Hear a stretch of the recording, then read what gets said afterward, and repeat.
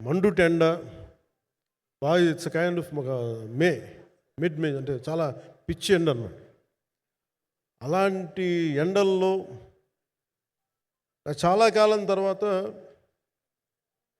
నాకు martial arts, నేను ఎప్పుడో నేర్చుకున్న మార్షల్ ఆర్ట్స్, ఒక ఎస్క్రీమా కానీ, ఊషు కానీ, నేను నేర్చుకున్న సెల్ఫ్ డిఫెన్స్ టెక్నిక్స్ కానీ, యుఎస్లో నేను ఒక వర్క్షాప్ చేసిన జీత్ కండో ఇవి కానీ, ఇవన్నీ ఈ సినిమాకి నాకు పనికి వచ్చినాయి. నాకు వీళ్ళతో డిఫరెంట్ కొరియోగ్రాఫర్స్తో కూర్చొని ప్రత్యేకించి క్లైమాక్స్ పార్ట్ ఇది అందరికీ ఇన్స్పైర్ చేసింది.